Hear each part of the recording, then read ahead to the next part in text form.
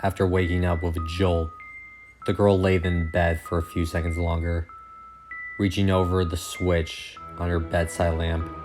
She tried to remember exactly what had stolen her sweet slumber away.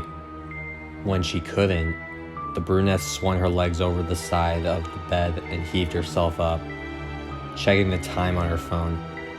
She snorted when she saw it was midnight, the witching hour. Knowing that sleep would only evade her, she left her bedroom for the kitchen, a good cup of coffee in her mind. As she passed by her front door, a chill spread like liquid fire down her spine. It's only winter, she told herself. Focusing again on the coffee plan, measuring out scoops, water, and preparing her cup kept her occupied. But as the dark liquid boiled, she had nothing left to keep her mind from wandering off. The chill returned as she couldn't help but glance behind her to the front door. It stood there innocently enough, just like always. The deadbolt was still in place, and she could see nothing amiss with it. Turning back to her coffee, she did her best to forget about the feeling. With her cup in hand, she started back towards her bedroom. As she walked by the front door, she decided that a quick glance out of the peephole would help calm her restless mind. The chill worsened with each step she took towards the door and further away from the safety and warmth of her blankets.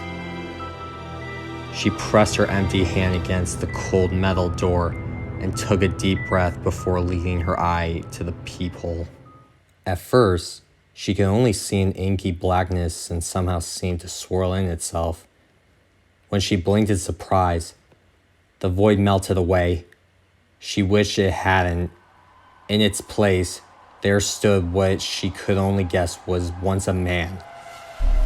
The limbs were long and inhumanly awkward, with bulky jolts branching off into several arms. Not unlike the branches of a tree, the creature was draped in a black suit, somehow making the thing more nightmarish to her. The icing on the proverbial cake, however, was what passed as the hellish thing's face. It was though as her mind blurred the ghastly visage to spare itself further shock and horror, she shoved herself away from the door with the hand still pressed against it. The scantling mug of coffee fell, the liquid burning her bare legs as she fell backwards and tried to crawl away from the door. She knew somehow that her mind hadn't been playing tricks on her.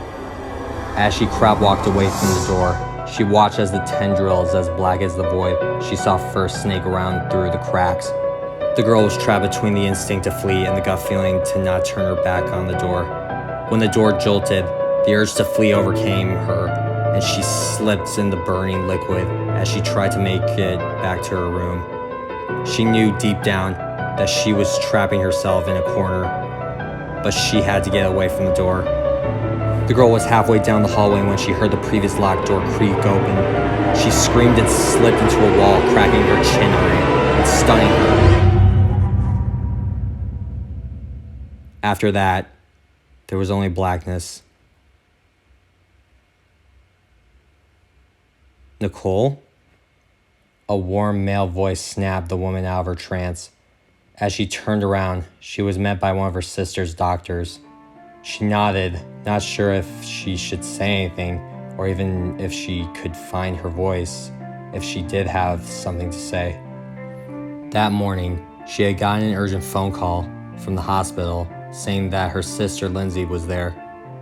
Before they had even let her see her, the doctor had pulled her off to the side and insisted that they talk to her about what might have happened. Phrases like self-inflicted and assault had been thrown around, and Nicole felt her mind reel. She still hadn't fully understood what they had been saying until she saw Lindsay with her own eyes.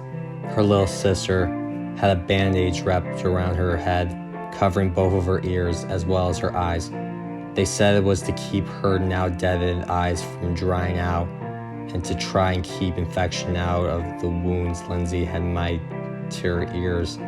The doctors had guessed that either she or someone else had jammed a pencil into them to keep her off balance or to deafen herself against something.